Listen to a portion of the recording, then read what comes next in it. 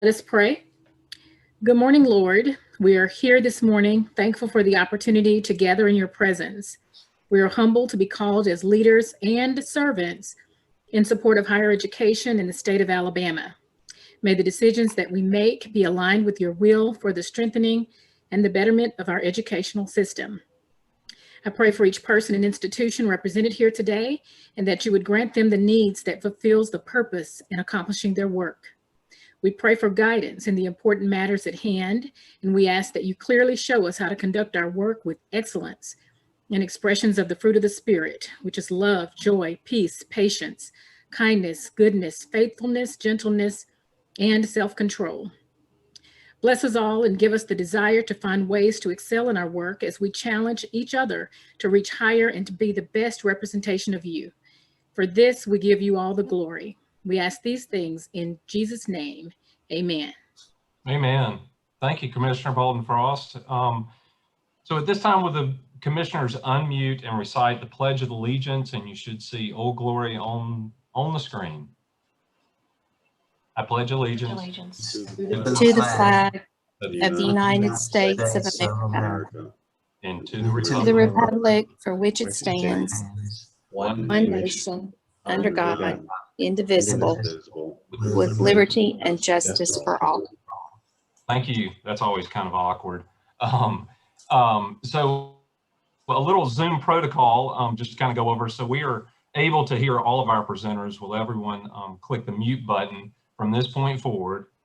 If anyone needs to speak, of course, you can just unmute at that time. And to make this meeting run a little bit smoother, since we are on Zoom, I have asked Commissioner Bolden Frost to make the motion to approve on any items and Commissioner Price to second the motions. So, you know, of course, hopefully in September we'll be together, and then it will be kind of open reign with the commissioners. But at this time, let's just do it that way, just for the ease of moving forward. So at this time, Dr. Purcell, please call the roll.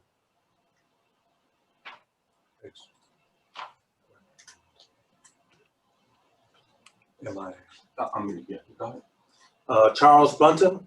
Here. Miranda Bolden Frost. Here. Ann Sermon. Here. Norman Crow. Here. Charles Sanders. Oh, no, you. Here. Timothy Guyan. Present.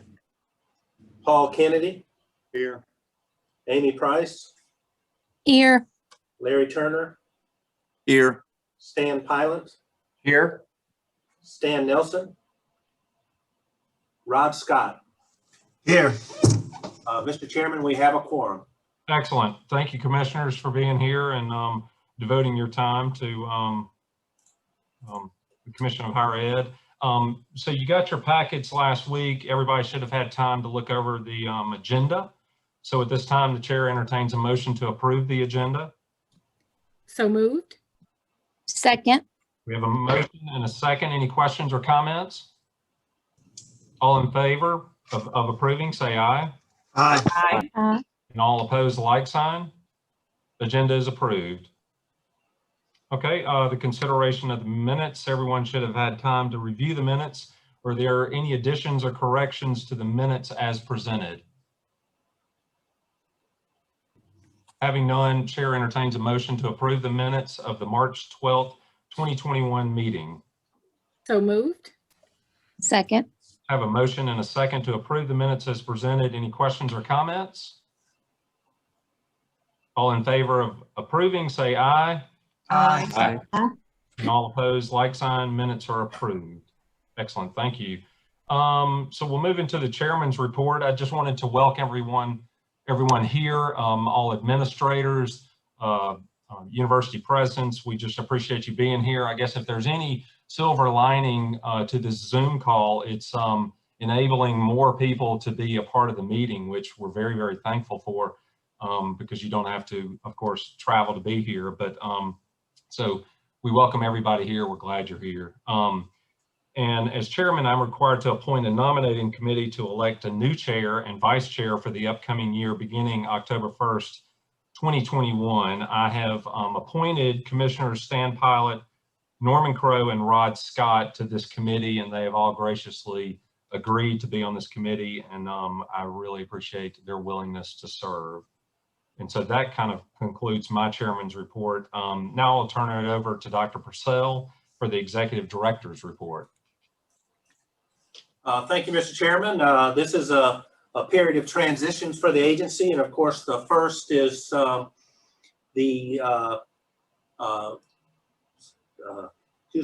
Commissioner Sanders will be coming off the board. We do have an interim Senate resolution in recognition of his departure. I'd like to read that if that's okay. So whereas with very special pleasure, we warmly honor Mr. Charles Edward Sanders for 9 years of dedicated service to the Alabama Commission on Higher Education. And whereas Mr. Sanders was born to Charles and Sandra Edwards and grew up in Cordova, Alabama. And whereas Mr. Sanders holds a bachelor's degree in economics from Rhodes College in Memphis, Tennessee, and a Juris Doctorate from the Alabama School of Law. And whereas appointed by Governor Ivey to serve on the Alabama Commission on Higher Education from September 2012 to August 2021, Mr. Sanders serves as chairman of AIC from October 1st, 2018 to September 30th, 2020, chairman of the AIC Instructional Affairs Committee from October 1st, 2016 to September 30th, 2018, chairman of the AIC 50th anniversary celebration, chairman during the COVID-19 pandemic, and chairman during the passage of legislation that created the Alabama Math and Science Teacher Education Program. Also, he provided guidance and expertise in the AIC State Plan for Higher Education in Alabama that was adopted by the Commission in December 2017. Served on the search committee for the new AIC Executive Director, and consistently advocated to increase state funding for student financial assistance programs administered by AIC. Whereas Mr. Sanders has been an attorney in Jasper, Alabama at Maddox, Thornley & Sanders since 1993, is past president of the Walker County Bar Association, is a member of the First Baptist Church of Jasper, where he sings in a choir and serves as a deacon and Sunday school teacher.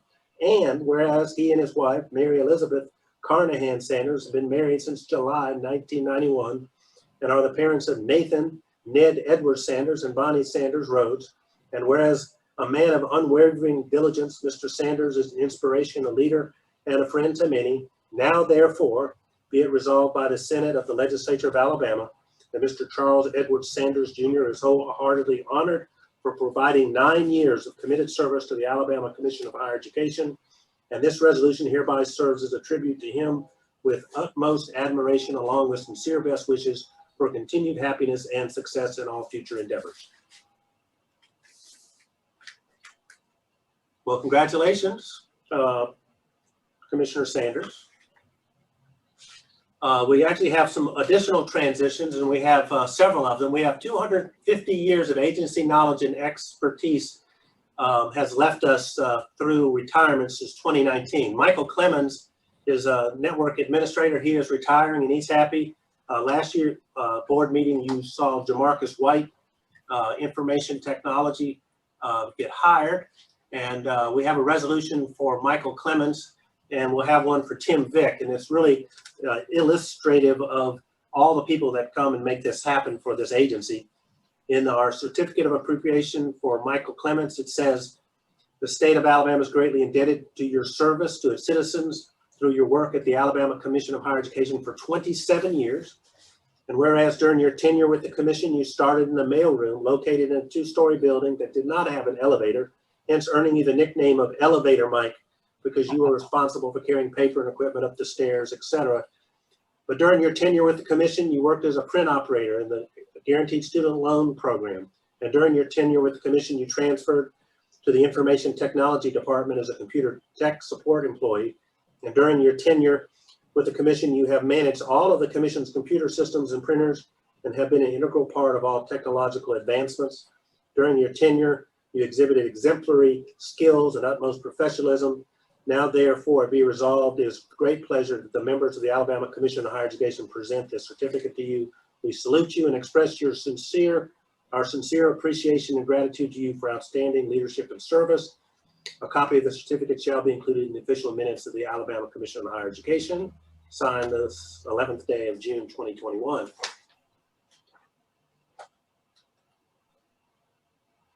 Next, we have Tim Vick. He'll be retiring on August 1st. And I have a resolution from the board here. The state of Alabama is indebted to your service to its citizens through your work at the AIC for 35 years and as interim executive director from January 1st to March 15th, 2017. During your tenure with commission, you coordinated 2 AIC quadrennial reviews and were instrumental in changing the law in the 2018 legislative session that related to the quadrennial review. And during your tenure with the commission, you served as staff liaison to the 2016 Executive Director Search Committee. And during your tenure with the commission, you served as an integral part of the legislative team, testifying in committee meetings and providing financial information for legislative fiscal notes. And during your tenure with the commission, you served as Alabama state contact for the state authorization reciprocity agreement. And during your tenure with the commission, you coordinated 2 office staff relocations. And during your tenure with the commission, you exhibited exemplary leadership and utmost professionalism. Your commitment and dedication to the cause of higher education have enhanced educational opportunities for Alabama citizens. And now, therefore, it be resolved, it is with great pleasure that the members of the Alabama Commission on Higher Education present this certificate to you. We salute you and express our sincere appreciation and gratitude to you for outstanding leadership and service. Be it further resolved, a copy of the certificate shall be included in the official minutes of the Alabama Commission of Higher Education in Montgomery, Alabama, signed and sealed this 11th day of June 2021. Congratulations to both these guys. Lots of experience going out the door. We'll hope to follow in their footsteps and do well.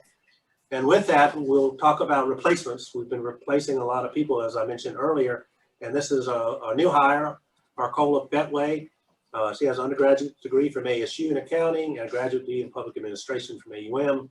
She served in financial aid there and at the bursar's office, and now supports us in the grants and scholarships office.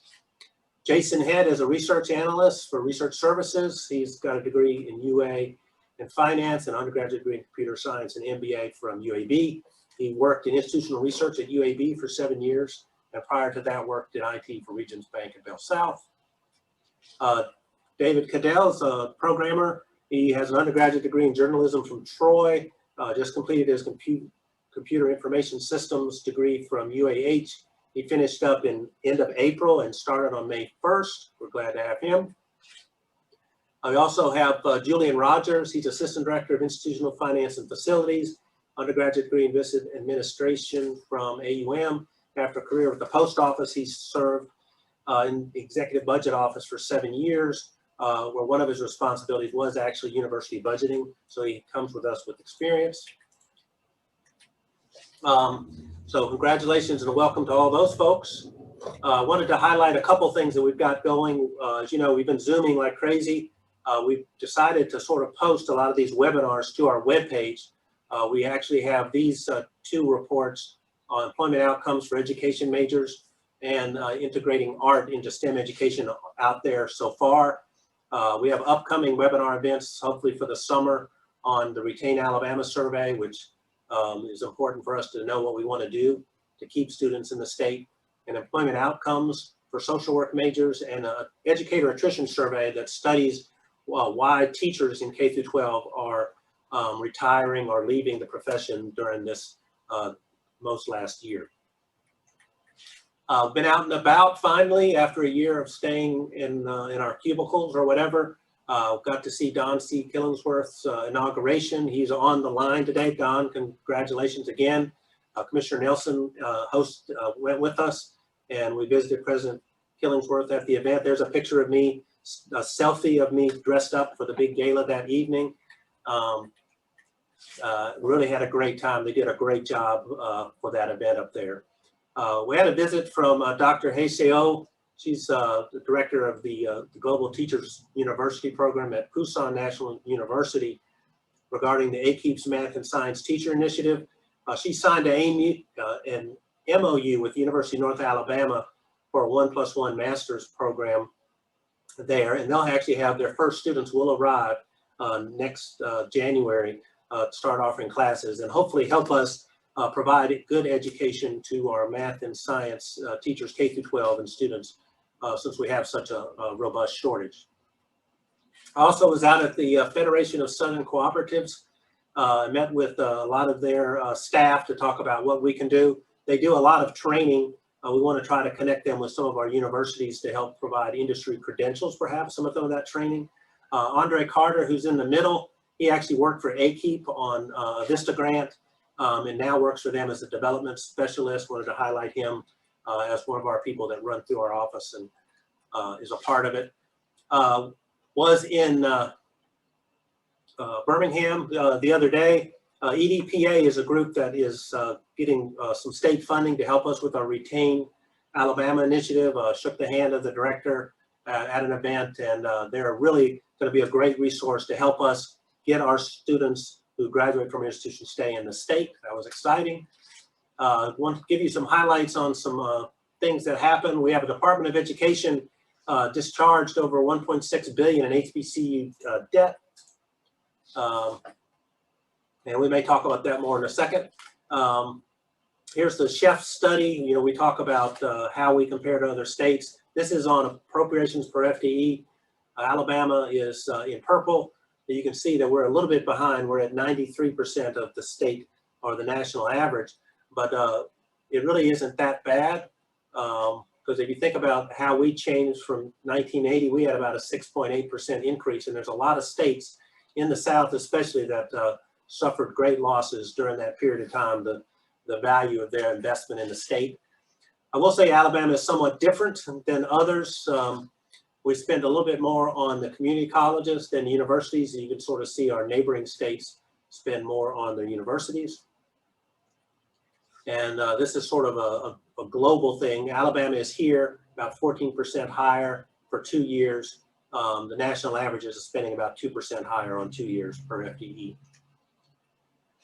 On tuition, we sort of have somewhat of an embarrassing predicament. Alabama still has a lot of low-income people, but our tuition is twice the national average of all the revenue that comes in.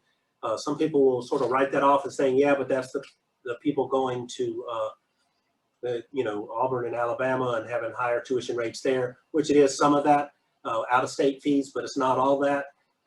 We do need to think about this. In other states, the coordinating board is the entity that approves tuition rates. And what's happened here is every institution in the state had authority to create a tuition rate that worked for them. And during that recession, it went up at a very high rate at most of our institutions. And then you compare that to what we did in financial aid. We made some progress with some great investment. We're still down. We're only about 2/3 of what the national average is per FTE. So it is hard for us to have real high tuition and very low support. And you can sort of see some of the other southern states have the scholarships, like lottery scholarships and stuff, that help fund their students.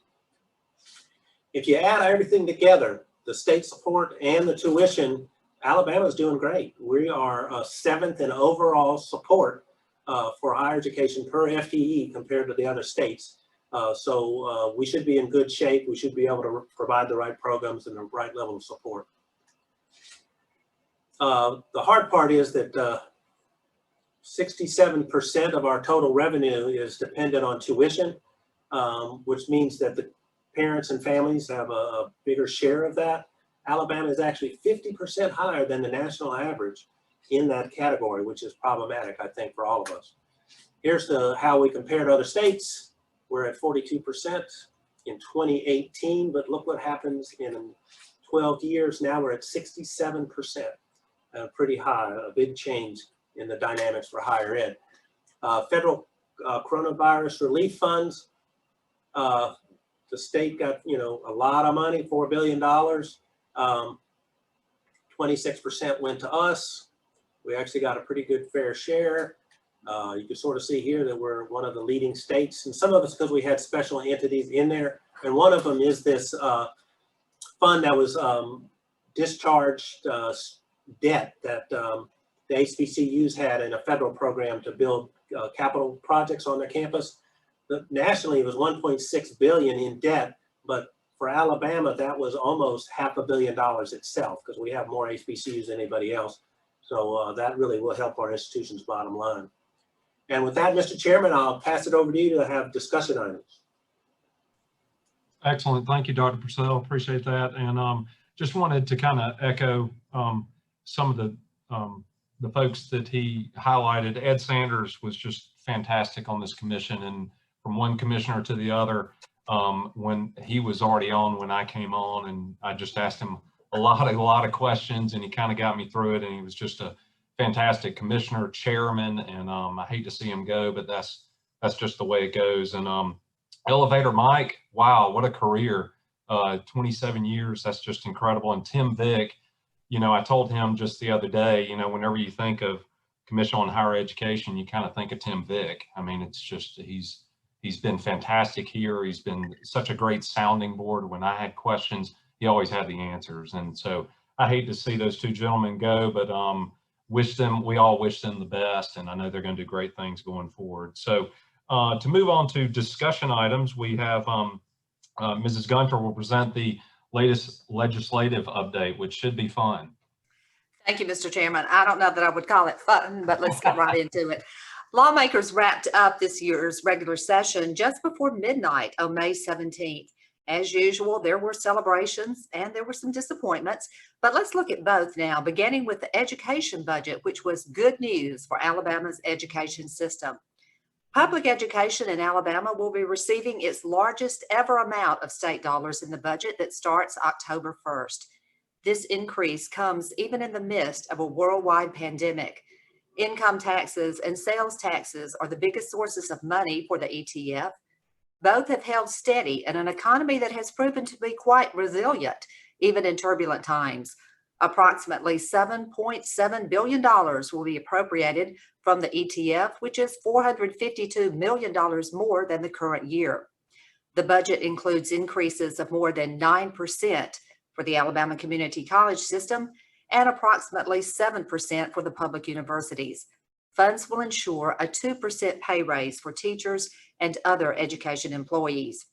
In the next slide, there's good news for students looking to cut the cost of college.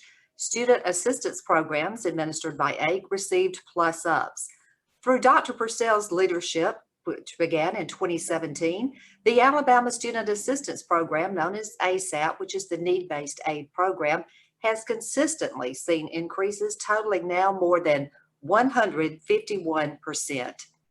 ASAP and the Student Grant Program, designated for students attending participating private institutions in the state, will each have over $7 million to help fund college education. The largest increase goes to the police officers and firefighters Survivor Educational Assistance Program, and also getting additional funding will be the Alabama National Guard Educational Assistance Program and the Alabama Math and Science Teacher Education Program, known as AMSTEP. The Birmingham Promise Scholarship Program will help graduating seniors at Birmingham City Schools have an opportunity to get financial help at any public 2- or 4-year college in Alabama. In addition to state funding, businesses also contributed money to the Birmingham Promise Scholarship Program. And AIC picked up some new budgetary items. One is a historic national landmark. $150,000 will be going to the USS Alabama, known as the heroine of the Pacific. The battleship began her World War II adventures in the North Atlantic in 1943. Then later that year went to the South Pacific Seas. The USS Alabama Memorial Park opened to the public in 1965. Since that time, more than 15 million visitors have toured the battleship and other World War II artifacts located in the park. The nonprofit Alabama HBCU Consortium will receive $650,000. The funds will be used to assist HBCUs with strategic planning, student services, and other campus activities. Alabama leads the nation in the number of public and private 2- and 4-year HBCU institutions. Alabama has 13 with the federal designation as an HBCU. And it's good news that students will have more available funding to help pay for college, but where do they go once they graduate? Lawmakers have allocated $800,000 to be split equally in a partnership between AIC and the Economic Development Partnership of Alabama.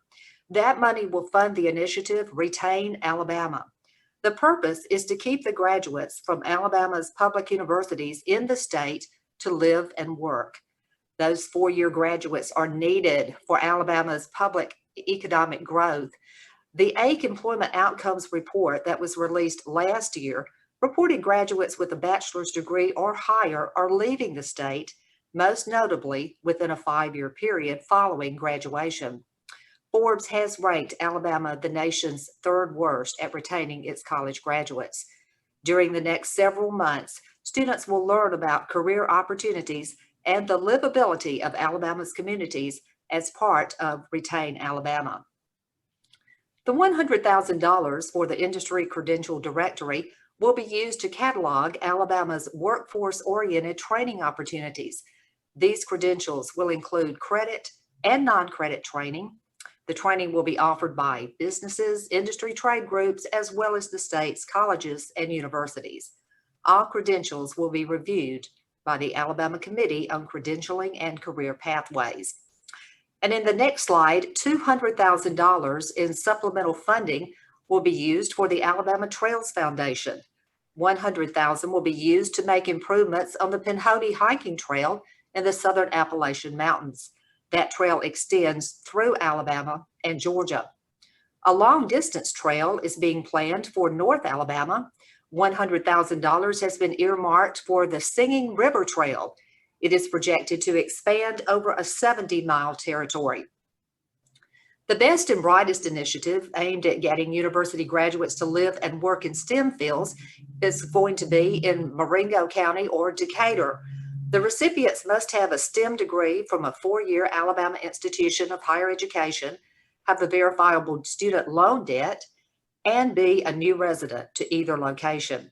Individuals who qualify may receive $3,000 annually to pay off student loans.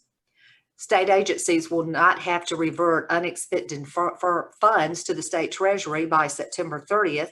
This year's ETF bill states that the funds will be reappropriated to the individual agencies. And in the next slide, you probably think you have seen it before. Well, guess what you have? It's the same song, fourth verse. 4 years ago, we introduced AMSTEP to lawmakers. The ask was based on the shortage of public high school math and science teachers across the state.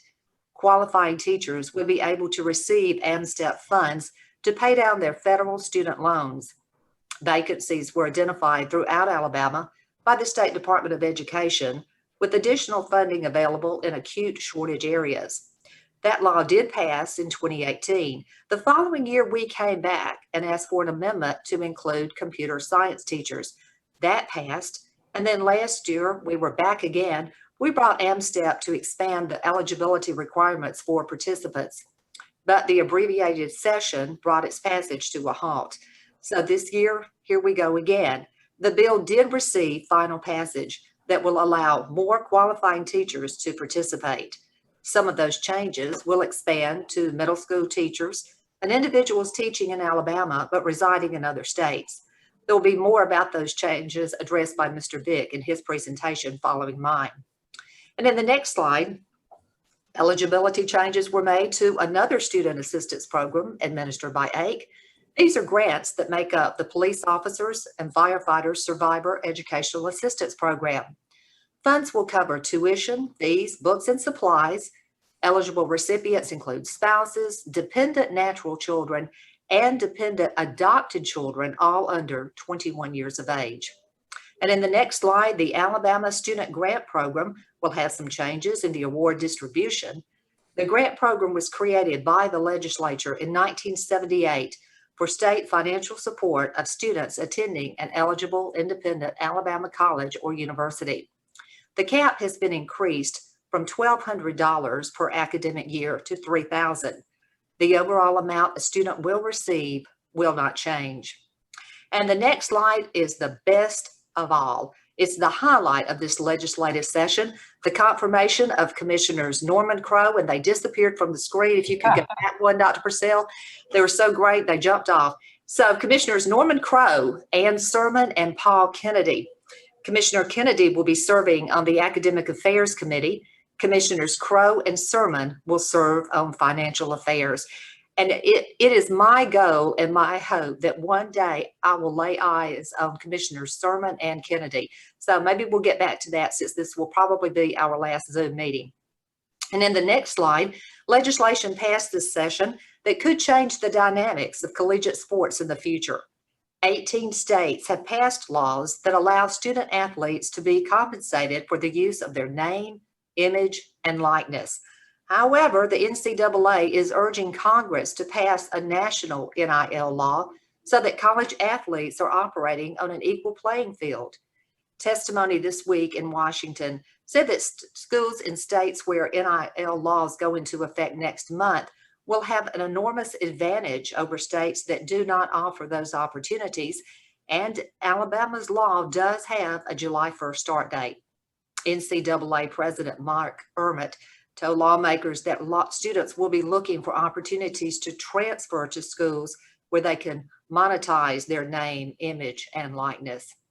And in the next slide, Alabama has now become the 37th state to legalize and regulate medical marijuana. It sets up an interstate system for the cultivation, processing, usage, and sales of medical cannabis. 8 will appoint higher ed designees from public and private four-year institutions to the Consortium for Medical Cannabis Research. Those appointments will be made no later than January 1st of next year. So what did not happen this session? Well, one thing, it was the expansion of the Open Meetings Act. Since last June, 8 meetings have been held by Zoom.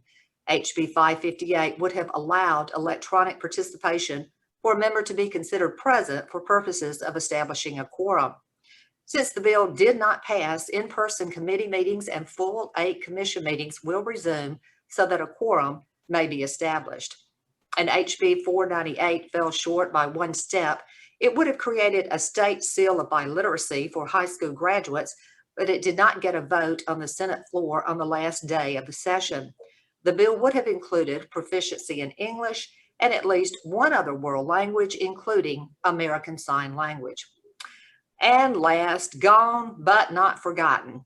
Still some big ticket items that will need to be addressed before lawmakers come back in January, on January 11th to be precise, for the 2022 session. About $2.3 billion in federal CARES money will need to be appropriated. Redistricting will need to be addressed. According to the most recent census data, Alabama's population grew. It is now over 5 million. That's up from over 4 million in 2010. Detailed numbers to help states with redistricting plans are scheduled to be issued August 16th. And then there's the ongoing prison issue and the possibility of gambling being on the call for a special session.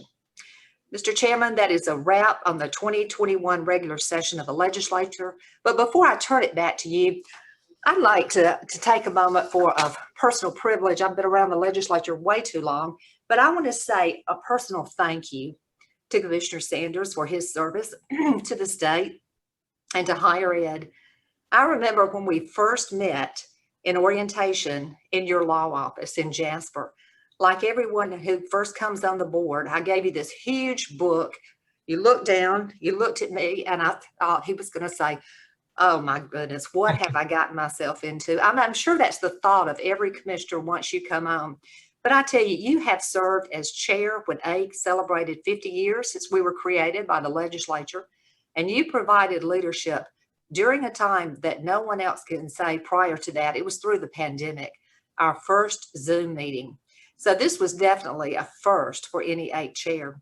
So Commissioner Sanders, I'm sorry that we are not in person for your last meeting. I hope that you feel the standing ovation that you would surely be given. And I've got a quote on my desk that says, life brings tears, smiles, and memories. The tears dry, the smiles fade, but the memories last forever. Thank you. Mr. Chairman, I'll be happy to answer any questions about my report. Any questions for Mrs. Gunter? Well, as always, very, very informative. Maybe I used the wrong synonym to say fun, but anyway, very informative. Thank you so much. And always, thank you for always keeping us updated when the legislature is in session. It's always, your correspondence is fantastic, letting us know what's going on and we really, really appreciate that. So thank you so much for your work. Thank you.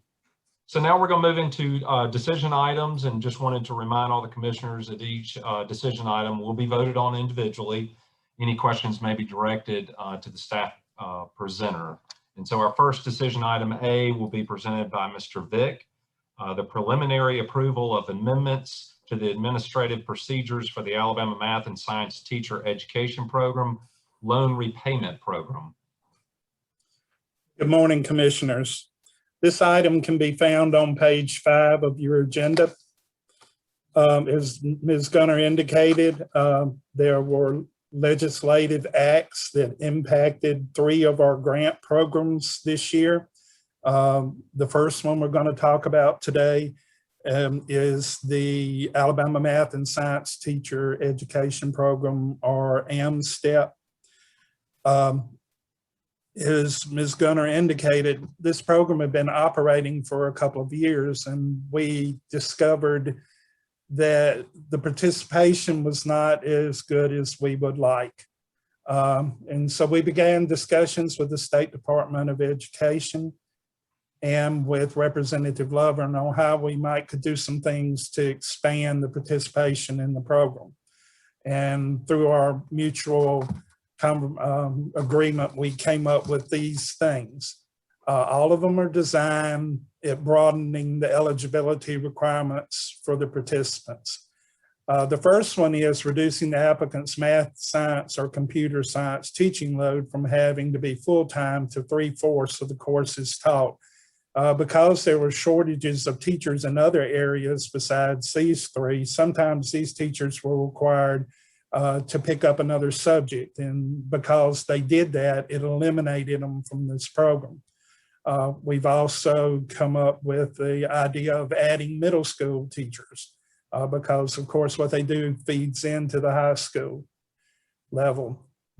We also added including individuals teaching in Alabama but residing in other states. Before, you had to be living in Alabama before you could participate. The other thing, another thing that we added was including teachers who graduated from a regionally accredited college or university in another state who were certified to teach math, science, or computer science in another state once they were certified to teach in Alabama. These individuals may or may not reside in Alabama. Before, once again, the students had to graduate from an Alabama institution. Next, allowing individuals issued the Alabama bachelor's level professional educator certificate in math, science, or computer science to participate in the program upon completion of an alternative certification program as outlined by the State Board of Education and in this code section of Alabama. Basically, it would be paying for a certain number of courses for that individual to go back so that they could get the alternative certification in one of those 3 subject matters. The next thing on the slide here, it's allowing teachers in a school which had been designated as a failing school to qualify for supplemental funds. Currently, right now, only teachers that were in school systems that had identified an acute shortage of teachers in one of these 3 areas participate. So this allows us to drill down to the school level and not the system level. The bill also clarified that charter schools are eligible to participate because, according to the State Board of Education, charter schools are considered to be public institutions. However, somebody that teaches at a charter school is not eligible for the supplement for an acute shortage institution. Also, we're doing a little bit of cleanup on this bill. In its original iteration, AMSTEP was a scholarship program, but it was decided to change it to a loan repayment program. Since the scholarship program is no longer operational, we are repealing those particular sections in the administrative code just so that it doesn't create confusion between the two types of programs. With that, if there are no questions, the staff recommends approval of the preliminary approval of the administrative procedures for AMSTEP. Excellent. Thank you, Mr. Vick. Chair entertains a motion to approve the staff recommendation. So moved. We have a motion and a second. Any questions or comments? Yeah, Mr. Chair, I have a quick question for Yes, sir. Mr. Vick. Mr. Vick, just to make sure, this inclusion of the charter schools came through the legislature, is that correct? Not the Yes, sir. state board? Yes, sir, that is correct. The definitions of the program were revised to include a definition of a charter school. Okay, thank you, sir. Thank you, Commissioner Turner. Any other questions? All in favor of approving, say aye. Aye. Aye. And all opposed, like sign. No, Let it be known, who said no? Turner. Okay, Commissioner Turner. Okay. The program is approved. Our next decision item B will be presented by Mr. Vick. The preliminary approval of amendments to the administrative procedures for the Alabama Student Grant Program. This item can be found on page 22 of your packet. The legislature made one modification to the student grant program that dictated a change in the administrative procedures. The annual maximum award was raised from $1,200 to $3,000. The last 2 years were the only 2 years that we have ever reached the maximum award level. And of course, that was $1,200. Since we reached that maximum award level, the people at the independent colleges decided that they would like to raise the award amount. So that's the genesis of why this was moved to $3,000. There was also some language added in the bill that related to dissemination of information about the program. It requires us to make high school counselors aware that this is available. We are in the process of revising our website page that relates to the student grant program to make this clear. And then we'll also create some other materials that will be sent out to the high school guidance councils so that people will be aware of this program. If there are no questions, staff recommends approval of the staff recommendation. Excellent. Thank you, Mr. Vick. Chair entertains a motion to approve the staff recommendation. So moved. Second. We have a motion and a second to approve. Any questions or comments for Mr. Vick? All in favor of approving, say aye. Aye. Aye. And all opposed, like sign. The program is approved. Our next decision, item C, will be presented by Mr. Vick. The preliminary approval of amendments to the administrative procedures for the police officers and firefighters survivors educational assistance program. This item can be found on page 32 of your packet. To give you a little bit of background about the changes in this particular program, this program originally was only for the spouses and dependents of those police officers and firefighters that died in the line of duty. Later, rescue squad members were added, and these are rescue squad members that go through a certification process. So there is some work that those rescue squad members have to do in order to be able to be eligible to participate in the program. Later, the legislature added those that were totally disabled in the line of duty to let their spouses and dependents participate in the program. But unfortunately, there was some confusion about the language because when you read the bill and the statute, and when you read the administrative procedures, it excluded the dependence of someone that was totally disabled.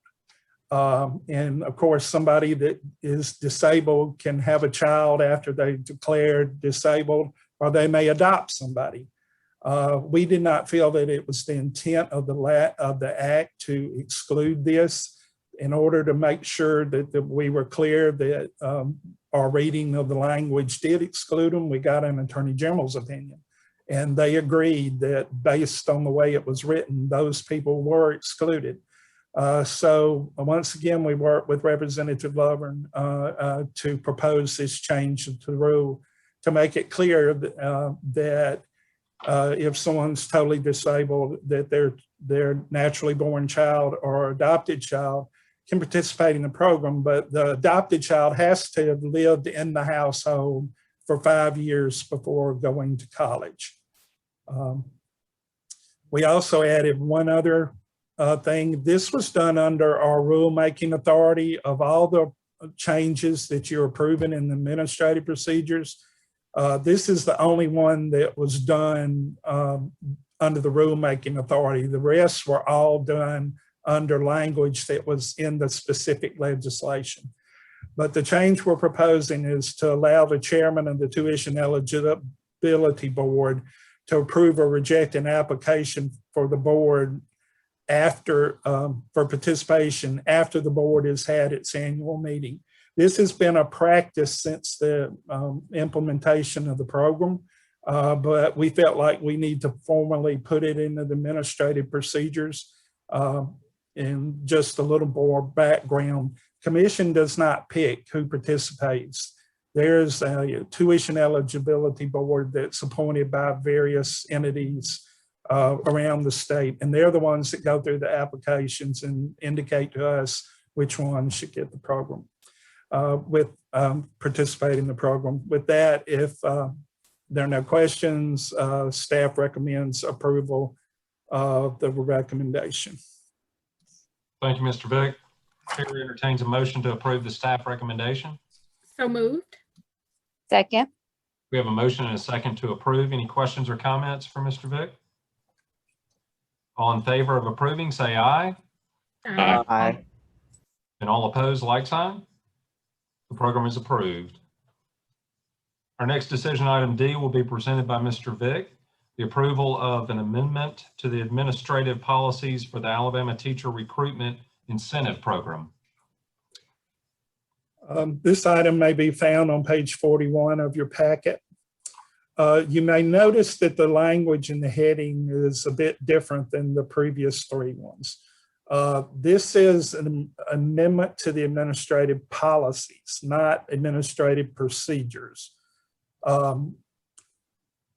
When the A-TRIP program came about around 2008, it was recommended by a staff attorney that we do a minimum amount of wording in the administrative procedures, and that the bulk of the work on stating how the program would be operated would be done through policies that would be posted on the website. This is the only program that was ever done like this. And then when AMSTEP came along, we decided that it was better to go into more detail. So we went back to the more detailed administrative procedures on this. To give you a little bit of background on A-TRIP, or the Alabama Teacher Recruitment Incentive Program, this was created by an act of the legislature during the 2007 session. The initial appropriation was for $2,725 million.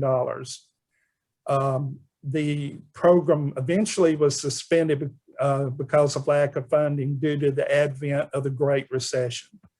But with this $2,725,000, we had sufficient funds to get one cohort through college. Basically, this program operated as for every 1 year that you received funds, you had to teach 1 year in a public school system. If they did not do that, Then it reverted to a loan with an 8% interest rate. There were several problems with the programs. We tried to avoid those when we were working with people and coming up with ANSTEP, but basically it was a mistake that the program give funds to freshmen. Many of them changed majors. Some of them wanted to be teachers, but then could not get into the College of Education. At that point, they dropped out and they immediately went into collections. Because of what happened, only 122 of the people received the initial amount, and less than half of those actually made it into a classroom. We're here today on this because the ATRIP enabling statute did not address the possibility of settlement offers, nor was that potential action addressed in the administrative procedures for the program.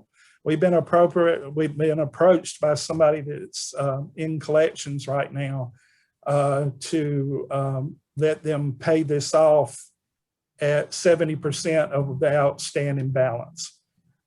In order to get this program off the books, because it's been over 10 years, we would like to recommend to you that the policy be amended so that the executive director is authorized to accept settlement offers of 70%. Now you may ask why we said 70%. Well, the collection agency keeps 20%. And so that would mean that 50% would come back to the state. It would come back to here and then we would revert it back to the state treasury. With that, if there are no questions, we recommend approval of the staff recommendation. Thank you, Mr. Vick. Chair entertains a motion to approve the staff recommendation. So moved. Second. We have a motion and a second to approve. Any questions or comments for Mr. Vick? All in favor of approving, say aye. Aye. And all opposed, like sign. The program is approved.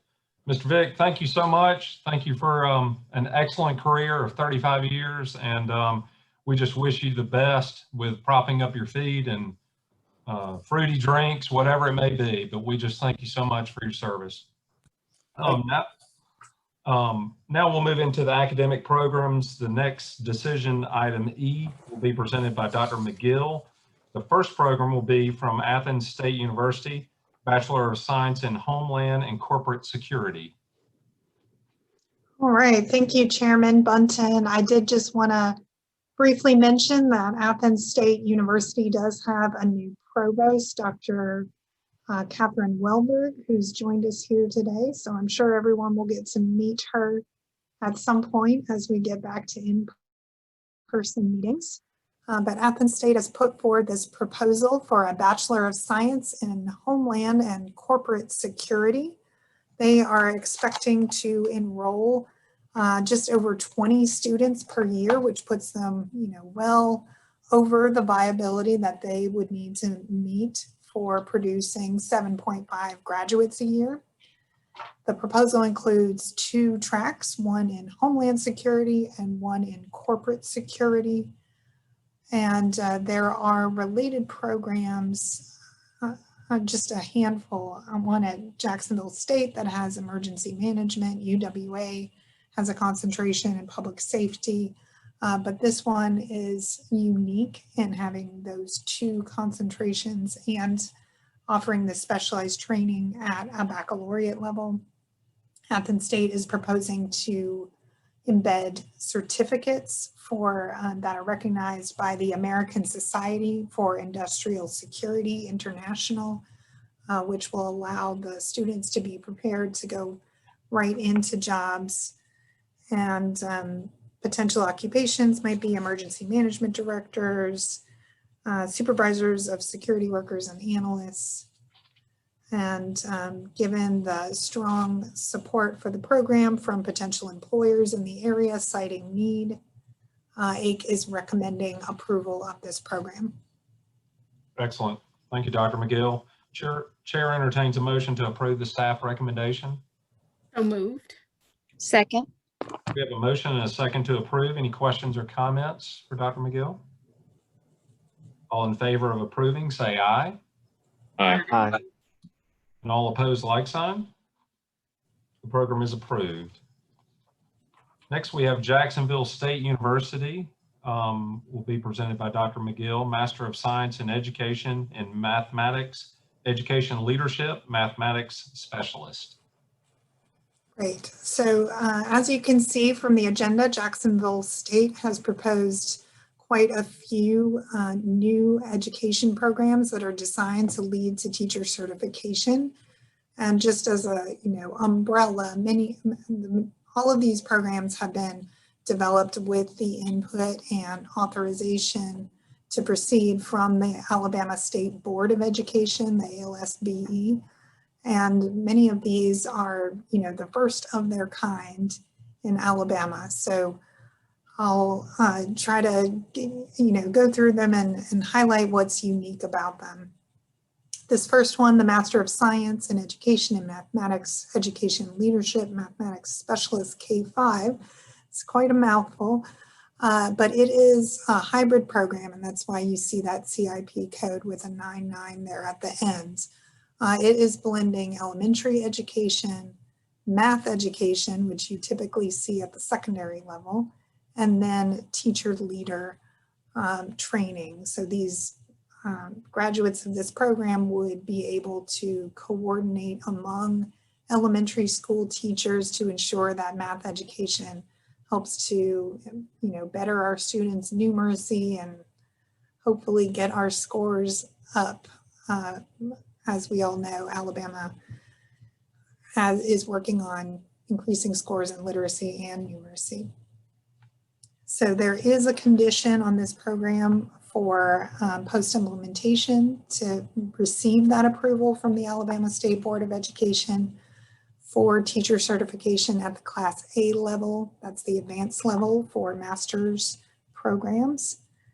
I will also note that this program and the other programs has submitted significant number of support letters. You can see it down there at the bottom, showing partners throughout the state who would be eager to take graduates from the program. Staff is recommending approval for this MS in Education in Mathematics, Education Leadership. Great. Thank you, Dr. McGill. Chair entertains a motion to approve the staff recommendation. So moved. Second. Go past the slide. We have a motion and a second to approve. Any questions or comments? All in favor of approving, say aye. Aye. And all opposed, like sign. The program is approved. Our second program for Jacksonville State University will be presented by Dr. McGill, Bachelor of Science in Education and Computer Science Educator. Great. Thank you, Chairman Bunton. So this program, we're now looking at a bachelor's program. So this leads to Class B certification through the Alabama State Board of Education. This is a brand new program, certification area that ALSBE has put forward, given Alabama's goals to expand computer science offerings to every school and district throughout our state. This particular program focuses on the secondary level 6 to 12 in response to a new set of standards that the ALSBE has approved. This would, again, be the only one of its kind in the state, and the hope would be that other programs may follow. It's been in the works for a couple of years now, and Jacksonville State has indicated that they are looking at, almost 10 students per year who would sign up just for this program. They would need one additional faculty member, and staff is recommending approval. Great. Thank you, Dr. McGill. Chair entertains a motion to approve the staff recommendation. So moved. Second. We have a motion and a second to approve. Any questions or comments for Dr. McGill? All in favor of approving, say aye. Aye. And all opposed, like sign. The program is approved. The third program for Jacksonville State University will be presented by Dr. McGill. Hang in there, Dr. McGill. Bachelor of Science in Education in middle level general science. Great, thank you, Chairman. So this program and the next three, so a total of 4, are being proposed for middle level educators in various subjects. And this, again, is a new area of certification that the Alabama State Board of Education has put out, and Jacksonville State University has risen to the occasion to put forward the first proposed certification program. So the one we're looking at now is middle level general science, so grades 4 to grade 8. And this kind of brings that subject specific education into the middle level grades with more training in the needs of students in grades 4 to 8. So up to this point, subject specific training is usually certified at the secondary level. So this brings that additional lens for middle level. There are, again, strong letters of support, and we are placing an extra post-implementation condition on this one, that the approval does go forward with ALSB, as we fully expect that it will. And Jacksonville State is looking to enroll 9 new students a year. Staff is recommending approval. Excellent. Thank you, Dr. McGill. Chair entertains a motion to approve the staff recommendation. So moved. Second. We have a motion and a second to approve. Any questions or comments? All in favor of approving, say aye. Aye. All opposed, like sign. The program is approved. Our 4th program for Jacksonville State University will be presented by Dr. McGill. Bachelor of Science in Education in Middle Level Mathematics. All right, thank you, Chairman. So similar to the one we just looked at, this proposed degree is the first of its kind to focus on mathematics education for middle grades. The curriculum does include a host of education coursework designed for middle level students, and then also math education coursework.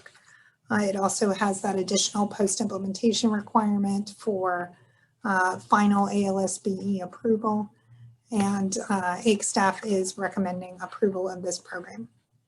Thank you, Dr. McGill. Chair entertains a motion to approve the staff recommendation. So moved. Second. We have a motion and a second to approve. Any questions or comments? All in favor of approving, say aye. Aye. And all opposed, like sign. The program is approved. Our 5th program for Jacksonville State University will be presented by Dr. McGill, Bachelor of Science in Education in Middle Level General Social Studies. Great, thank you, Chairman.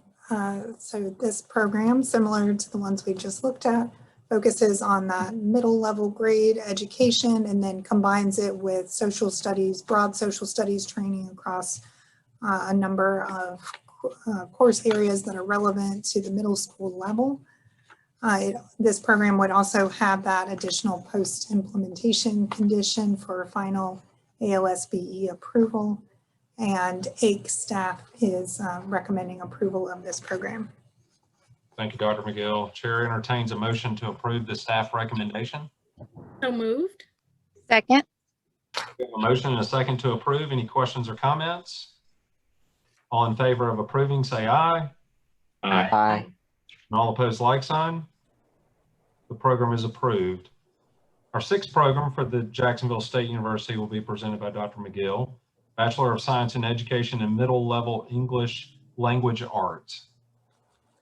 Great, thank you, Chairman. This program, as you can tell, is similar to the others. It has a couple of differences I'll mention.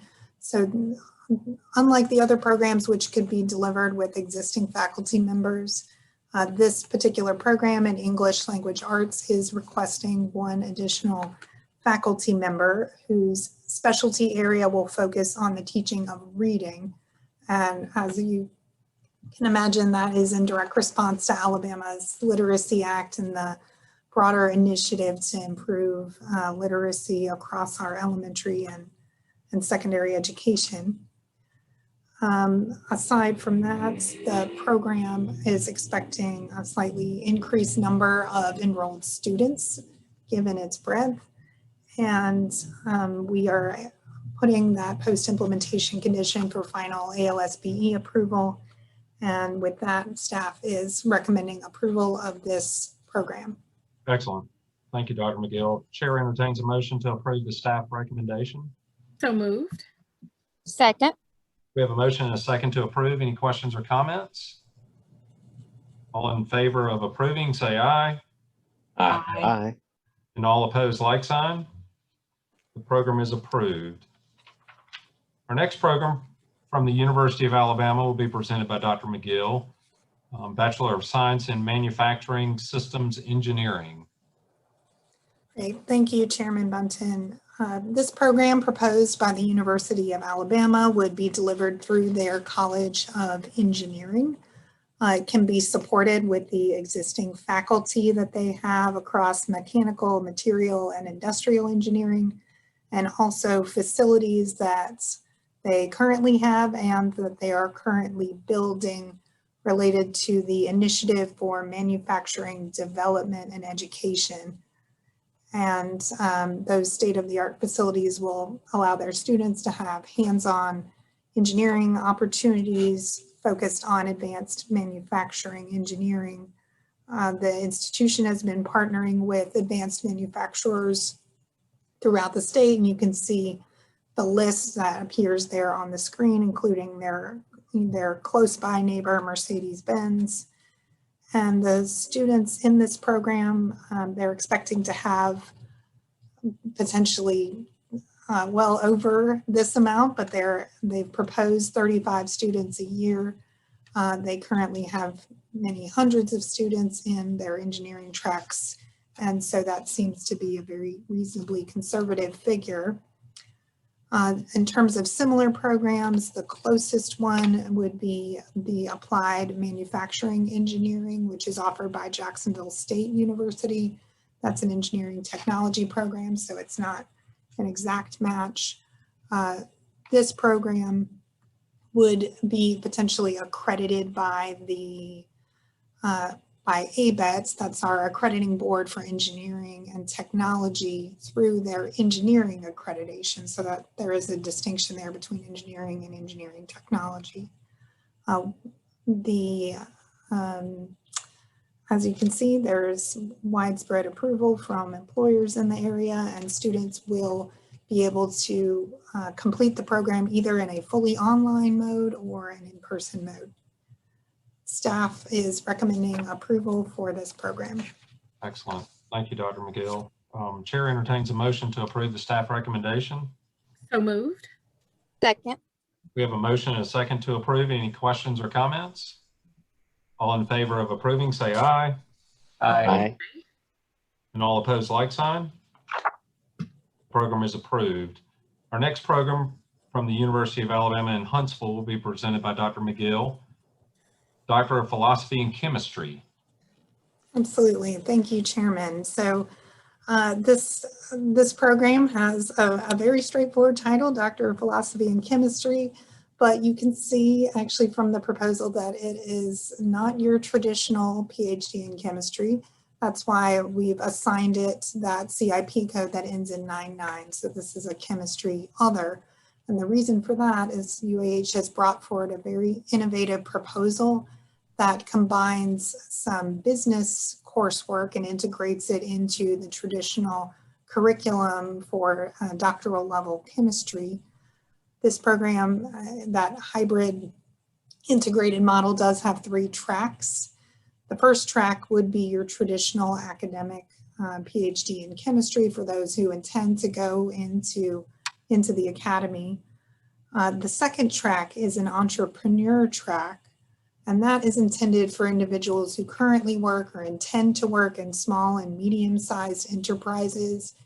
It has 66 hours of coursework, a significant number of which are chemistry contents, but I think it's 18 hours of coursework that would be delivered in partnership or through the College of Business that focus on bringing products to markets and research and design, and other business-focused concepts that leverage UAH's unique position up in the north, surrounded by chemicals industry, and would serve the needs of those industry partners for small and medium enterprises. The third track is an executive track. This has a greater number of hours at 72. The reason for that is because it is chemistry combined with MBA. So students completing that particular track will need to complete all of the content-specific coursework for the PhD in chemistry, but also all of the business coursework required for the MBA. The target audience here, again, is professionals who already work in the chemicals industry, probably in larger corporations. There may be individuals who, want to work in that industry and haven't done before. And the goal, again, is to get them into those larger industries. So, the letters of support are numerous with this program. In particular, I'll just note that the College of Business has indicated their approval and collaboration. UAH's Invention to Innovation Center, which is a kind of incubator, accelerator, that is a non-academic unit at UAH, is going to be partnering on the delivery of this program so that students can complete project-based learning and assignments through that center. And it's a very exciting proposal that you don't get to read every day, and staff is recommending approval. Excellent. Thank you, Dr. McGill. The chair entertains a motion to approve the staff recommendation. So moved. And I would say that it is a welcome addition to our state. So thank you for that. So moved. Second. We have a motion and a second to approve. Any questions or comments? All in favor of approving, say aye. Aye. Aye. And all opposed, like sign. The program is approved. Our second program from the University of Alabama in Huntsville will be presented by Dr. McGill, Bachelor of Science in Engineering Technology. Great, thank you, Chairman.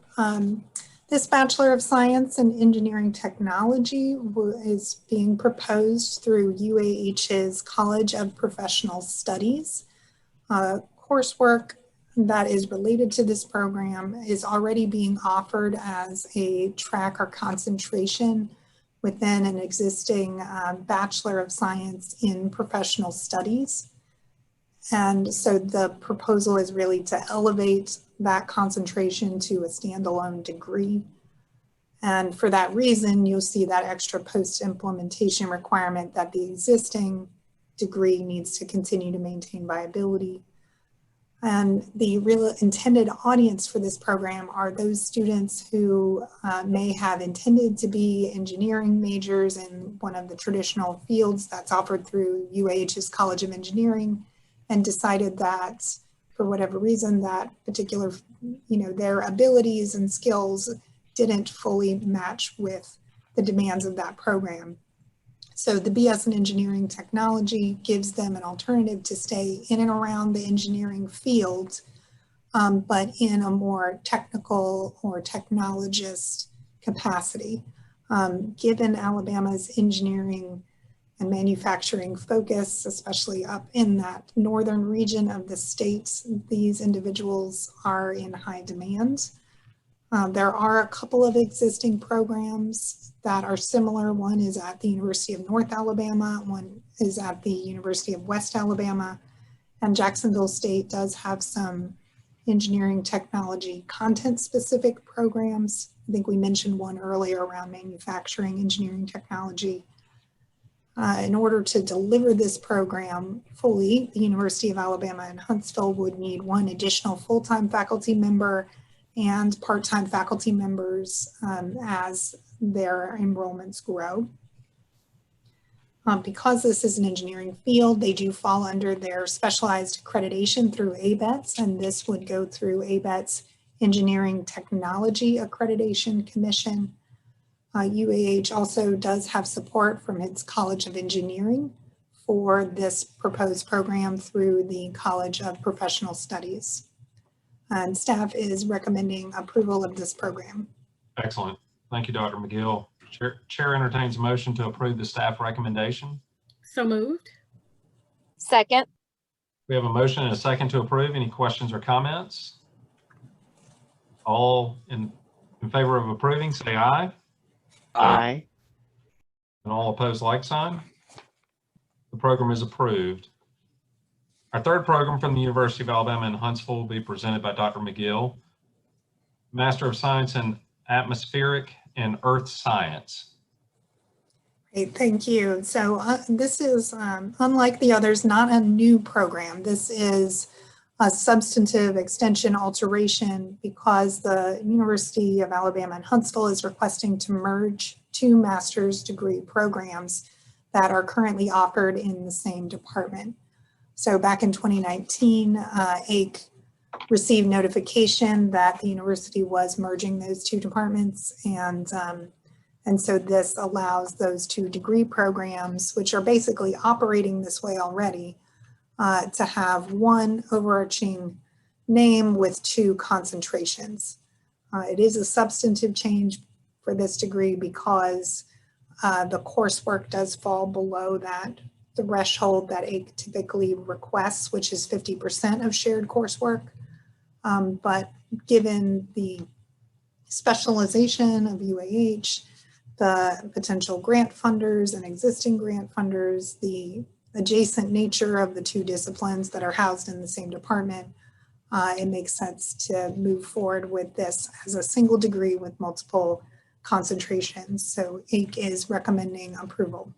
Excellent. Thank you, Dr. McGill. And I'm sorry that I left off substantive extension and alterations because it's completely different. Chair entertains a motion to approve the staff recommendation. So moved. Second. We have a motion and a second to approve. Any questions or comments?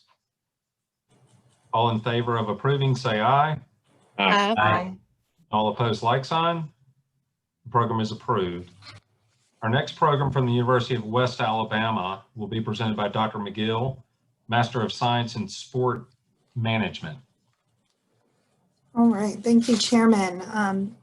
So the proposal for a Master of Science in Sport Management at the University of West Alabama is coming from a desire to elevate an existing emphasis that they already offer at the graduate level into a full degree program. So right now, UWA, well, they have numerous undergraduate programs in related fields. And at the master's level in their MBA, which is offered through their College of Business, there is an emphasis area in sport management. But that's also obviously requiring students to do all of the MBA coursework. So this program proposal would create a full degree program in sport management that's delivered by the School of Health Sciences and Human Performance. And it would allow students to have a deeper, broader focus on the discipline of sport management. That particular field does have specialized accreditation through the Commission on Sport Management Accreditation. And so this proposal does have a post-implementation condition for that accreditation to go through. UWA is proposing that up to 9 students per year might enroll in this program, which is well above the level that they need for viability. And there are other programs at this level throughout the state, but UWA is indicating that their focus would be geographical on the Black Belt area. So with that, staff is recommending approval. Excellent. Thank you, Dr. McGill. Chair entertains a motion to approve the staff recommendation. So moved. Second. We have a motion and a second to approve. Any questions or comments? All in favor of approving, say aye. Aye. And all opposed, like sign. The program is approved. Our next program from Drake State Community College will be presented by Ms. White, Certificate of Patient Care Technician. Good morning. Good morning. Drake State Community and Technical College will implement this proposed certificate in patient care technician in the fall of 21, and they are projecting annual average new enrollment around 8. This program will help meet the industry demand for certified nursing assistants, which are on the in-demand occupations list. Many students that come into Drake are interested in the nursing program, but they don't meet the qualifications to get into the program. So this certificate will provide an alternate path for those students who want to be in the healthcare industry, and it will allow them to qualify for industry recognized stackable credentials in other areas in addition to nursing, such as home health aide, medication assistant, and CPR certifications. So no new funds will be required to support the program over the first 7 years, and it is expected to generate $500,000 through tuition. Staff is recommending approval of this program. Excellent. Thank you, Ms. White. Chair entertains a motion to approve the staff recommendation. So moved. Second. We have a motion and a second to approve. Any questions or comments? All in favor of approving, say aye. Aye. All opposed, like sign. The program is approved. Our next program from Enterprise State Community College will be presented by Ms. White, Associate of Applied Science and Digital Arts. Okay, thank you. All right, Enterprise State Community College will implement this a proposed associate degree in digital arts in fall of 21, and they are projecting average new enrollment of around 11. The program will prepare graduates for digital multimedia jobs, which includes graphic designers, which is also on the statewide in-demand occupations list. The program is designed to assist students in developing professional portfolios in preparation for entering, or in some cases, re-entering the workforce with greater practical and academic knowledge. The college is estimating $72,590 in estimated new funds will be required in the first 7 years to hire 2 to 3 adjunct instructors to teach some of the classes. And the program is expected to generate almost $900,000 through tuition. Staff is recommending approval of this program. Thank you, Ms. White. Chair entertains a motion to approve the staff recommendation. So moved. Second. We have a motion and a second to approve. Any questions or comments? All in favor of approving, say aye. Aye. And all opposed, like sign. The program is approved.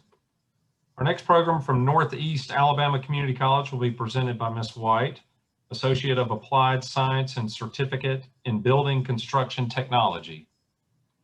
Thank you.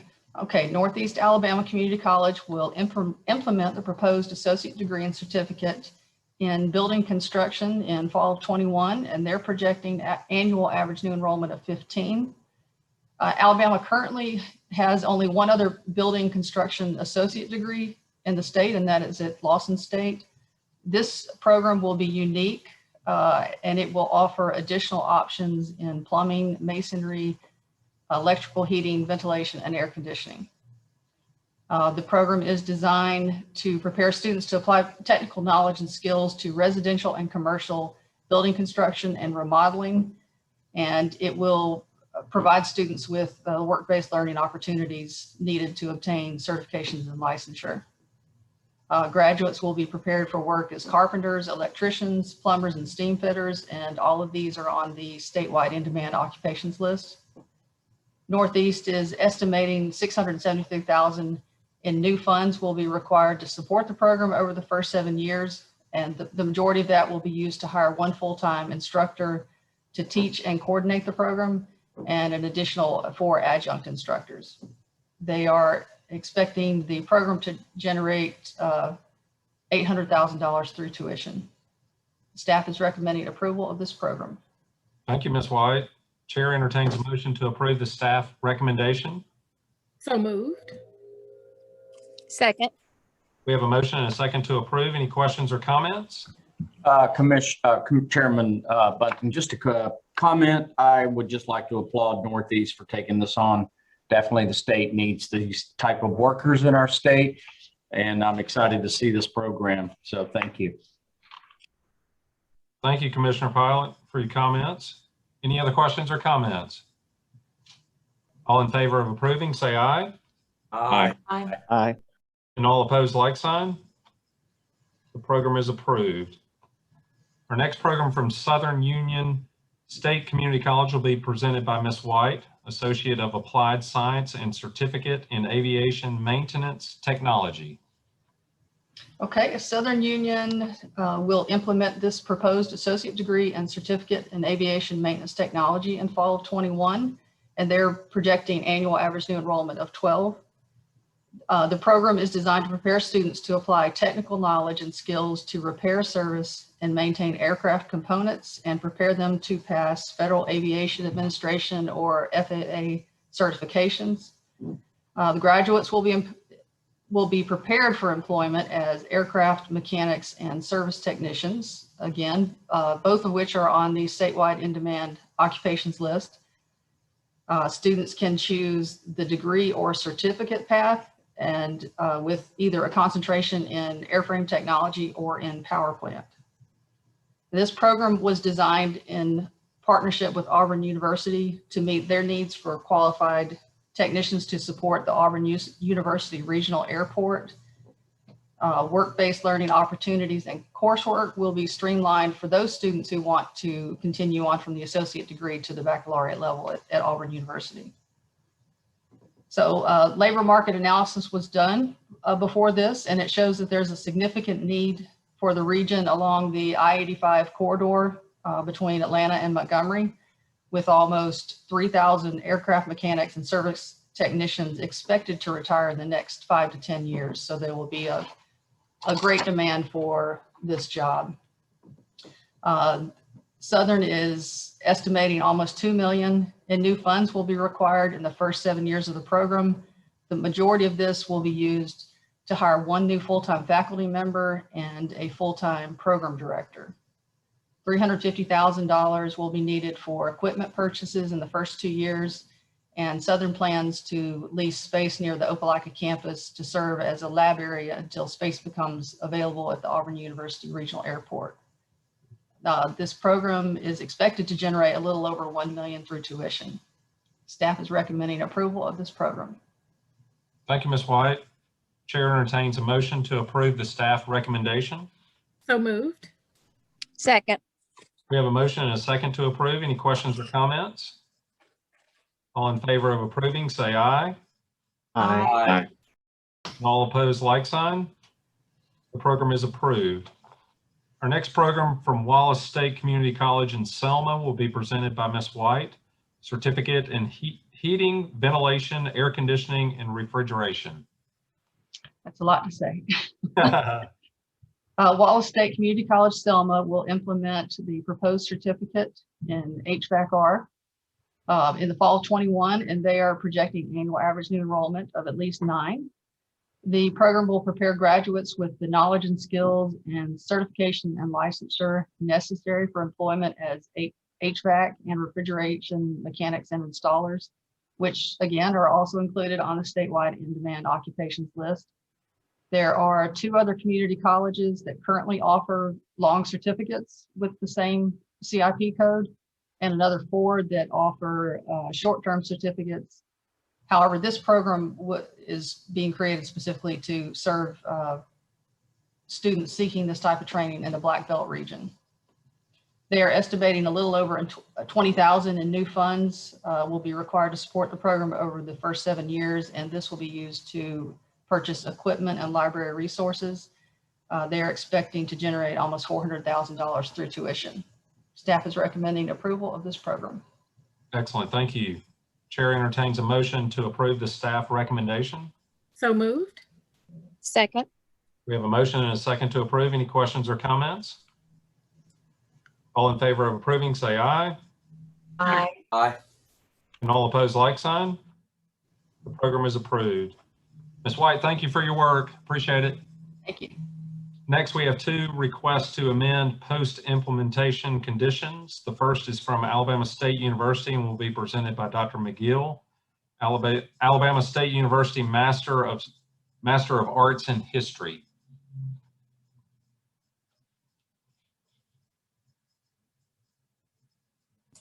I knew it was going to be me making that. We got you now. So thank you, Chairman. So yes, Alabama State University had this program approved in its current form back in 2015. So this is one of those programs that was originally come up under a a 5-year cycle, where we are now moving toward a 7-year cycle. And over that period of post-implementation review, they saw fewer enrollments and graduates than they were initially anticipating for the program, as you can see there. The university is requesting an extension of 2 years to bring those figures up to where they need to be for viability. And they have significantly, I guess, redesigned the program or expanded the program design to make it more attractive to students, in particular by adding a concentration in public history. And that, I think, went through a couple of meetings ago. They've also been pursuing partnerships with public history organizations in Montgomery. That includes the Equal Justice Initiative. And they are pursuing broader state and national partnerships with the AFL-CIO to incorporate history of Black labor studies. They also are anticipating a partnership with Tuskegee University's National Center for Bioethics and Research and Healthcare. So obviously the more focused on the historical portion of that and the ways that that center has collected the history of research and healthcare, especially in and around the Tuskegee area. Given the transformation of the program, staff is recommending approval for the extension. Thank you, Dr. McGill. Chair entertains a motion to approve the staff recommendation. So moved. Second. We have a motion and a second to approve. Any questions or comments? Chairman Button, just a comment about this. I think that I applaud their efforts to hit these requirements and all that they're doing with the outreach. I think it's imperative, though, that the commission look at these requests for amendments, certainly on a case-by-case basis, but I think we need to probably at least be a little careful going forward in how we review these. And I think the message just needs to be that that these are definitely on our radar, and I think we need to just send the message that we're taking these seriously, and we want to see. We obviously want them to be successful, but I just think it's something that we all need to be aware of. That's it, unless there's other comments. Absolutely. Thank you, Commissioner Pilot. Any other questions or comments? Dr. McGill, I would just say, let's just most definitely keep this on the radar and, keep an eye on it. All in favor of approving, say aye. Aye. Aye. Aye. All opposed, like sign. The request to amend is approved. Thank you. The second is from the University of North Alabama and also will be presented by Dr. McGill. University of North Alabama Bachelor of Science in Geographic Information Science. Great. Thank you, Chairman. And your points, obviously from the commission, are well taken about the scrutiny and ensuring that programs do meet their viability. I will say this particular program has a different profile from the previous one insofar as it well exceeded the average graduates that were required for viability, reaching 13.25. But when the program was originally proposed, the University of North Alabama overshot its estimation for the number of new enrollments that they were going to see. So you can see that their reported enrollments of 14.25 support continued sustainability of their graduates, but didn't meet that original aspiration target that they set. So this particular request is not for additional time. It is for a modification of the post-implementation condition around new enrollments so that that condition is reduced to the current level and that the program is deemed to be viable as is based on its number of graduates produced per year. And staff is recommending approval for this amendment. Thank you, Dr. McGill. Chair entertains a motion to approve the staff recommendation. So moved. Second. We have a motion and a second to approve. Any questions or comments? All in favor of approving, say aye. Aye. Aye. And opposed, like sign. Request to amend is approved. Lastly, we have a request from Troy University for consolidated program inventory, and it will be presented by Dr. McGill. Troy University Consolidated Program Inventory. Thank you, Chairman. And this is a unique item, so it'll take a little bit of time for me to go through all of the various pieces. So just some background history. You can see up here on the slide, Troy University back in 2005 was consolidated into its current form from 3 previous institutions: Troy State University down in Troy and Phoenix City, Troy State University in Montgomery, and Troy State University Dothan. So at the time that the commission approved that consolidation, there were also several recommendations on program approvals and monitoring that would need to be done, given that the 3 institutions had 3 service areas and so forth. So one of those additional requirements was around the program offerings, to say that there would be one set of program offerings for Troy, but that particular programs had to be approved for a particular site. So if Troy wanted to expand a program to a site where that program was not previously offered, they had to come to the commission and seek an extension or alteration to do that. And that process was actually formalized in 2009, which was the first time that Troy came to the commission to do that extension alteration for a program moving to Dothan.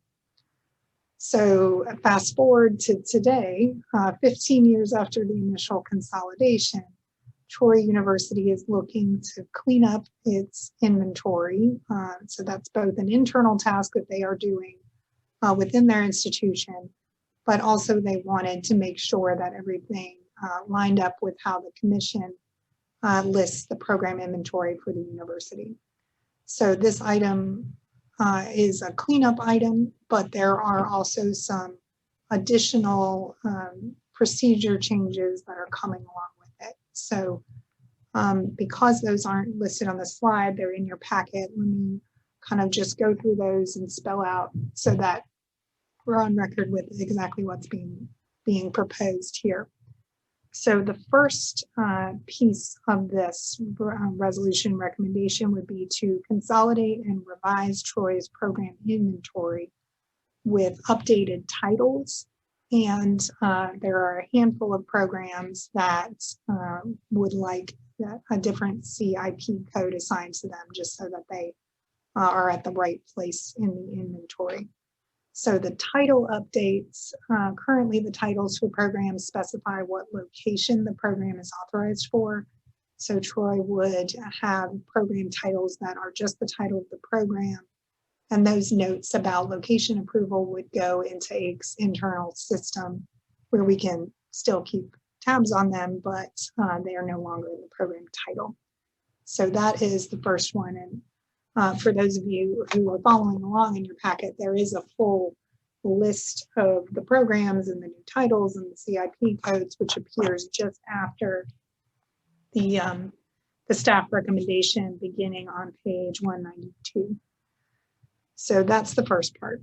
The second part is proposing a revision to the process for Troy to expand program offerings to new sites. So as I mentioned, that process was established back in 2009, and it requested that any new program offerings that Troy wanted to bring would have to come before the commission for approval. So the staff recommendation in this case would be to revise that process to allow for a slightly more streamlined version with limited partial program offerings, meaning less than 25% of the program to be offered by Troy at a new site by notification to the commission.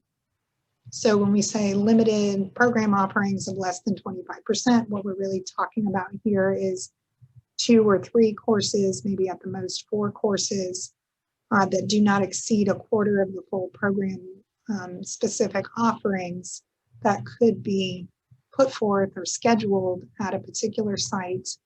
And similar to the way institutions do this with distance education, that would come to the commission as a notification and we'd have it in our notification items. I will say for this particular item, that will not change the rest of the requirements that were set in 2009 for offerings that go beyond 25%. So when we're talking about more than 2 to 3 courses for a program, then Troy University would still have to come to AIC for approval to extend a program to a new site. So that still is in place. The third part of this recommendation would be in keeping with that process that's proposed in the second part, which is to allow Troy to expand their Associate of Arts, AA, and Gen Ed to the Dothan campus. It has not been approved for that campus before, and Troy is seeking to offer that program up to 100% at that new site. Okay, the next 2 parts are again in keeping with what was proposed as that process in the second part, to allow Troy to expand offerings of up to 25% at new campuses through notifications to the commission. So these next 2 pieces are that the commission accepts their notification of their intent to offer programs at the Dothan campus. And I think there are 28 programs that they're looking to expand in Dothan, up to 25% potentially. And then the second piece is 40 programs that they are looking to expand up to 25% potentially at the Montgomery site. And I say potentially because it's unlikely that they would schedule all of those programs at the same time, given the capacities of each site and the capacities of their faculty and students' interests and so forth. But that courses could be added to the master schedule for those programs of up to 25% of the program. So just to review, so that's revising their inventory in line with what we've got here, proposing a new process that allows them to offer partial offerings through notification, approving the extension of the AA program to Dothan, and accepting notification for proposed extensions to Dothan of 28 programs. Those are all listed in your agenda. And accepting notification of partial less than 25% offerings at Montgomery for 40 programs, and those are also listed in your agenda. Before I wrap up here, I will say that AIC posted this on our websites along with all of the other new program proposals so that there could be public review and peer review. We did receive a response from Alabama State University, and they were concerned about potential duplication of program offerings within the Montgomery service area, which, when Troy State University was its own institution, new offerings would obviously be reviewed for duplication by the commission as part of the program review process. So with the consolidation, that extra extension alteration process does still allow for the service area review to Montgomery and also to Dothan. And so the concern put forth was about potential duplication of some of the programs that were offered by Alabama State. And I will say that Troy University is here. They would like to speak about their proposal just to make sure that they explain to you their reasoning behind this. Alabama State University has also requested to speak to the commission about their concerns around this item. And staff, you can obviously see the staff recommendation for those 5 elements within your agenda. And at this time, I would turn it back to Chairman Bunton to invite Provost Tatum, who is our representative from Troy University, to speak. Excellent. Thank you, Dr. McGill. So is the representative from Troy University with us? Yes, I am. Excellent. Okay, well, you have the floor. Thank you, Mr. Chairman, and thank you, commissioners, and Dr. McGill for your explanation of our proposal. The rationale that Troy University is taking with this is that in 2005, as it was explained, the merger of the university allowed us to align and to eliminate waste and duplication that existed with 3 separately accredited universities. We did at that time ask for a consolidation of the inventory, but given the complexity of the merger and the unforeseen consequences that may have come from that merger, we elected to wait until a later time to do so. The essence of our proposal really stems from a simplification of our inventory from 3 separate offerings to 1. This becomes quite complex when you're speaking with regional accreditation and specialized accreditation about where certain programs might be offered. This particular proposal will give us a chance to streamline through those processes so that it's much simpler for our accreditation bodies to understand. The second thing I wanted to mention comes with just students understanding how to navigate through our system at the point of selecting Troy as a destination for their degree program. Certainly when they look at our website and the inventory as it is listed, there is confusion about which location offers the program, either through a complete format or through just a partial access to programs, courses. This would allow us to demonstrate or to show on our website that the program is offered as a Troy University program with limited opportunity within sites and locations as a student may be interested in doing. I will tell you this, over the last 10 years, our student enrollments at our non-traditional locations have shifted from in-class attendance to more of an online enrollment format. And so the numbers at those locations has been decreasing year to year. In fact, in Montgomery, we have less than 800 students that actually take any configuration of in-class classes. The bulk of what they take is in fact online.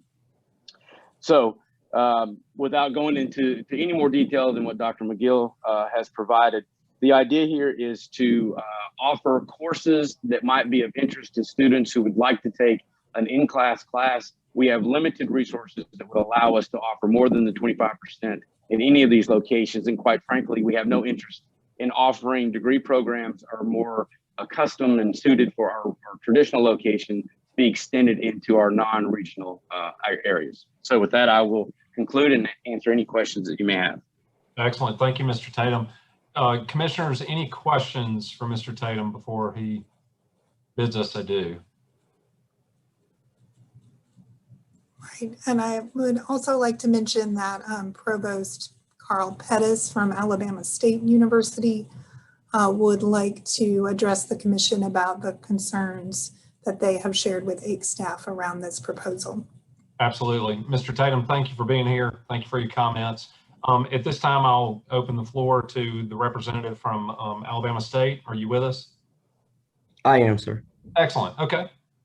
Good morning, everyone, and thank you for the opportunity to speak on behalf of Alabama State University. I think Dr. McGill did an excellent job of capturing our concerns of program duplication and the potential effect of enrollment, adverse effect of enrollment here at Alabama State University. I can appreciate Troy's need to consolidate their inventory and clean up, so to speak. I think Dr. Tatum's presentation or here this morning also helps offer some clarity for us, and we appreciate him for that. We applaud AIC's willingness to monitor the 25% threshold as it relates to the programs that are listed to be offered here in Montgomery. We simply ask that the commission and the AIC staff produce a report of the courses as they apply to the specific programs to ensure that those 25% thresholds are not exceeded. And that expresses our concern from Alabama State University. Excellent. Mr. Pettis, thank you for being here. Commissioners, any questions for Mr. Pettis? Okay, well, seeing none, thank you for being here and thank you for your comments. Thank you. And Chairman, I also wonder if Troy University would like to respond to the comments.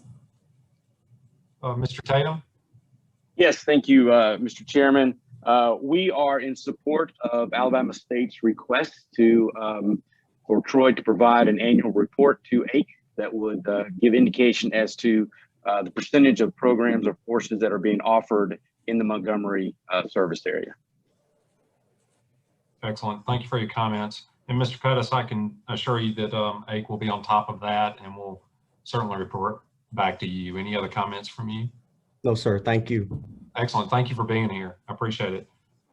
So Dr. McGill, I understand we are just going to vote on this collectively, even though it has several moving parts, correct? That's correct. Okay. So if you would invite me to, I'll give all now 6 parts so that it's clear what the staff recommendation is here. Okay. So that Mr. Chairman, excuse me, Ms. McGill, but Mr. Chairman, I personally want to thank AIC and the 2 institutions for cooperating to come up with a decision that's viable for both and will accommodate both institutions in their continued success. Absolutely. Well said, Commissioner Scott. Thank you for saying that. Any other comments before we move forward? Dr. McGill? So AIC staff is proposing the following recommendation regarding Troy University's consolidated program inventory. So the first part being that the inventory headings, the titles of programs, and specific zip codes be modified and updated in AIC's academic program inventory. The second part, that the process for Troy's expanding of offerings be modified so that limited partial offerings of up to 25% could be expanded to the Dothan and Montgomery campuses, and that notification would be sent prior to the Commission on Higher Education. And that for all other modifications of over 25% to expand programs to Dothan and Montgomery's campus would continue to require full Commission approval for that extension and alteration. Third, that the Commission approve an extension of the AA and General Ed to the Dothan campus. Fourthly, that the Commission accept notification of limited partial offerings of 28 programs at the Dothan campus, and those are listed in the agenda. Fifthly, that the Commission accept notification of limited partial offerings for 40 programs at the Montgomery campus, and those 2 are listed in the agenda. And then based on the discussion, we'll add a final 6th piece to the staff recommendation, which would be that AIC would generate a report annually on Troy's program offerings at the Montgomery campus. Excellent. Thank you, Dr. McGill. Chair entertains a motion to approve the staff recommendation. So moved. Second. We have a motion and a second to approve. Any questions or further comments? Chairman Button, I have just one question. I'm just curious from Dr. Tatum on the annual reporting. How will we know? Is that going to be formalized, Dr. McGill? Or and when you say formalized, what are you? I guess I'm just saying, will there be a set date each year that will be issued to the Commission? Yes, we will need to work that out. I would anticipate that the offerings, we would want to capture all terms of offerings. And if I'm not mistaken, Troy uses a fall, spring, summer organization for its annual offerings. And so we would, AIC historically does receive reports at the December meeting. So we could plan on having it then or at the September meeting for the year prior to show how coursework that is offered at the Montgomery campus would apply to the program offerings that are approved for Troy Montgomery campus. Okay, thank you. Thank you, Commissioner Pilot. Any other questions or comments? All in favor of approving, say aye. Aye. Aye. And all opposed, like sign. The program is approved. Okay, so this moves us into informational items, and we have 8, and they're normally accepted or not accepted by the commission as a whole. Chair entertains a motion to approve the items collectively. So moved. Second. I have a motion and a second. Any questions or comments? All in favor of approving, say aye. Aye. Aye. All opposed, like sign. Information items are accepted, and we all appreciate everybody approving that. Thank you.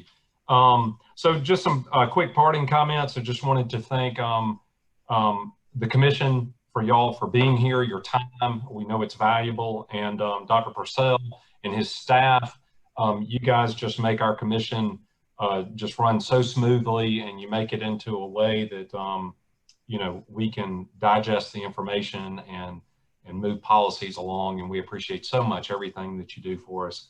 And so with that, the chair entertains a motion to adjourn.